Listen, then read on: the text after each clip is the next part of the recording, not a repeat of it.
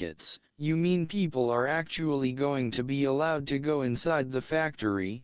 cried Grandpa Joe. "Read us what it says, quickly." "All right," said Mr. Bucket, smoothing out the newspaper. "Listen. Evening Bulletin. Mr. Willy Wonka, the confectionery genius whom nobody has seen for the last 10 years, sent out the following notice today. I, Willy Wonka, have decided to allow 5 children, just 5, mind you, and no more, to visit my factory this year. These lucky 5 will be shown around personally by me, and they will be allowed to see all the secret and the magic of my factory. Then, at the end of the tour, as a special present, all of them will be given enough chocolates and sweets to last them for the rest of their lives. So watch out for the golden tickets." 5 golden tickets have been printed on golden paper, and these 5 golden tickets have been hidden underneath the ordinary wrapping paper of 5 ordinary bars of chocolate. These 5 chocolate bars may be anywhere, in any shop, in any street, in any town, in any country in the world, upon any counter where Wonka's sweets are sold. And the 5 lucky finders of these 5 golden tickets are the only ones who will be allowed to visit my factory and see what it's like now inside. Good luck to you all, and happy hunting. Signed, Willy Wonka. "The man's dotty," muttered Grandma Josephine. "He's brilliant," cried Grandpa Joe. "He's a magician. Just imagine what will happen now. The whole world will be searching for those golden tickets. Everyone will be buying Wonka's chocolate bars in the hope of finding one. He'll sell more than ever before. Oh, how exciting it would be to find one. And all the chocolate and sweets that you could eat for the rest of your life, free," said Grandpa George. "Just imagine that." "They'd have to deliver them in a truck," said Grandma Georgina. "It makes me quite ill to think of it," said Grandma Josephine. "Nonsense," cried Grandpa Joe. "Wouldn't it be something, Charlie, to open a bar of chocolate and see a golden ticket glistening inside?" "It certainly would, Grandpa. But there isn't a hope," Charlie said sadly. "I only get 1 bar a year."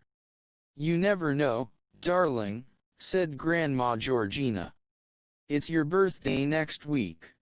You have as much chance as anybody else." "I'm afraid that simply isn't true," said Grandpa George. "The kids who are going to find the golden tickets are the ones who can afford to buy bars of chocolate every day. Our Charlie gets only 1 a year. There isn't a hope." 6. The first 2 finders. The very next day, the first golden ticket was found. The finder was a boy called Augustus Gloop, and Mr. Bucket's evening newspaper carried a large picture of him on the front page. The picture showed a 9-year-old boy who was so enormously fat he looked as though he had been blown up with a powerful pump. Great flabby folds of fat bulged out from every part of his body, and his face was like a monstrous ball of dough with 2 small greedy curranty eyes peering out upon the world. The town in which Augustus Gloop lived, the newspaper said, had gone wild with excitement over their hero. Flags were flying from all the windows, children had been given a holiday from school, and a parade was being organized in honor of the famous youth. Augustus would find a golden ticket, his mother had told the newspaperman. He eats so many bars of chocolate a day that it was almost impossible for him not to find one. Eating is his hobby, you know. That's all he's interested in. But still, that's better than being a hooligan and shooting off zip guns and things like that in his spare time, isn't it? And what I always say is, he wouldn't go on eating like he does unless he needed nourishment, would he? It's all vitamins, anyway. What a thrill it will be for him to visit Mr. Wonka's marvelous factory. We're just as proud as 6. The first two finders. The very next day, the first golden ticket was found. The finder was a boy called Augustus Gloop, and Mr. Bucket's evening newspaper carried a large picture of him on the front page. The picture showed a 9-year-old boy who was so enormously fat he looked as though he had been blown up with a powerful pump.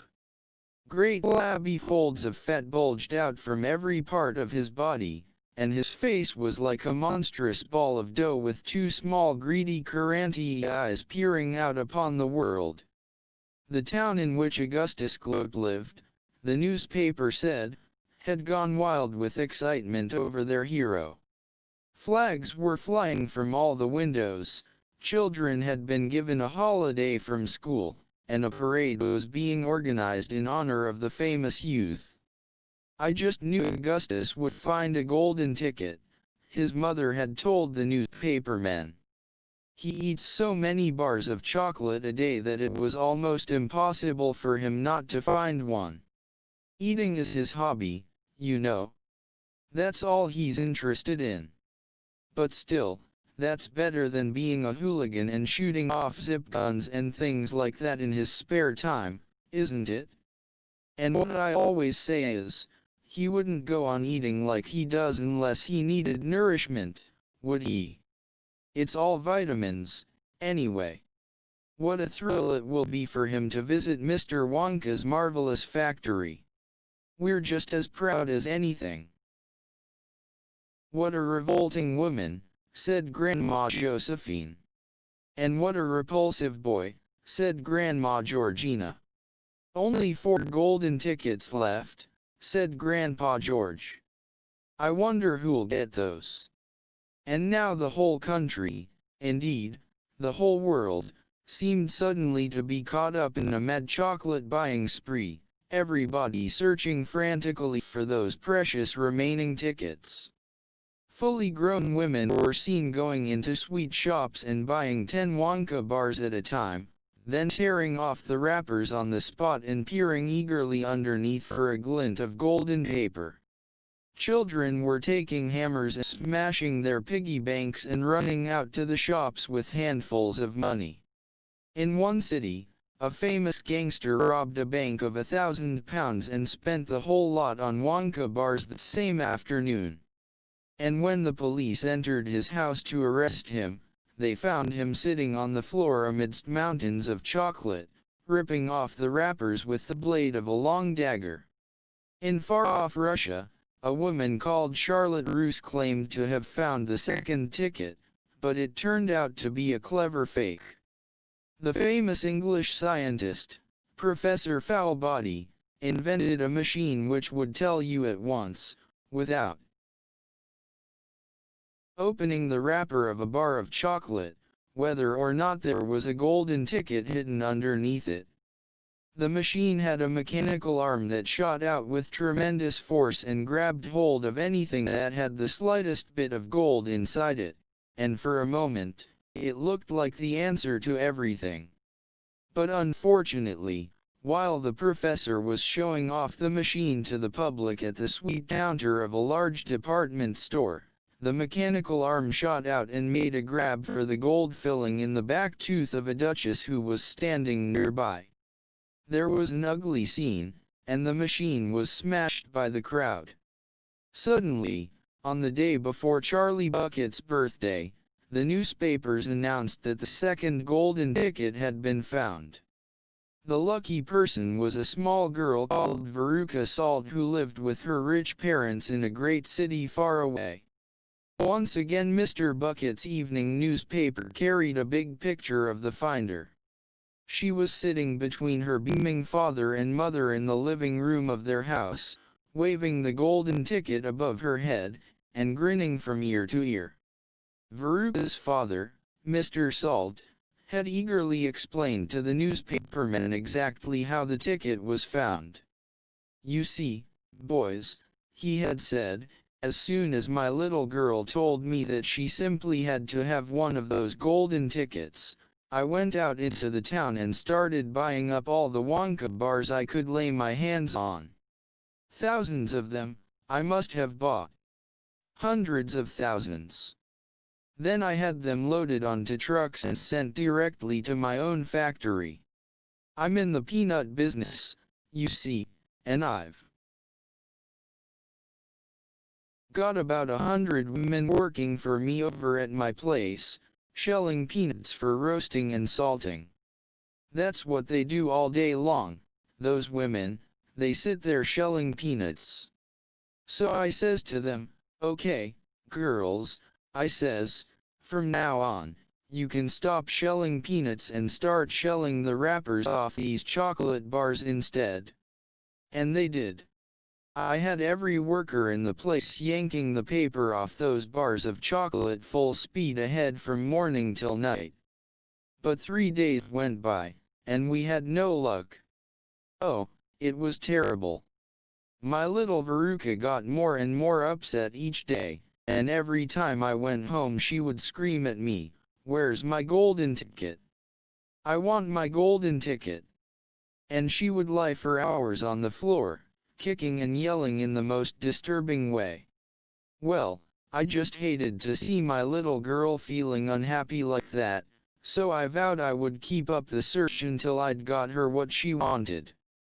Then suddenly, on the evening of the 4th day, one of my women workers yelled, "I've got it! A golden ticket!" And I said, "Give it to me, quick," and she did, and I rushed it home and gave it to my darling Veruca, and now she's all smiles, and we have a happy home once again. "That's even worse than the fat boy," said Grandma Josephine. "She needs a really good spanking," said Grandma Georgina. "I don't think the girl's father played it quite fair, Grandpa, do you?" Charlie murmured. "He spoils her," Grandpa Joe said. "And no good can ever come from spoiling a child like that, Charlie, you mark my words." "Come to bed, my darling," said Charlie's mother. "Tomorrow's your birthday, don't forget that, so I expect you'll be up early to open your present." "A Wonka chocolate bar," cried Charlie. "It is a Wonka bar, isn't it?" "Yes, my love," his mother said. "Of course it is." "Oh, wouldn't it be wonderful if I found the 3rd golden ticket inside it?" Charlie said. "Bring it in here when you get it," Grandpa Joe said. "Then we can all watch you taking off the wrapper."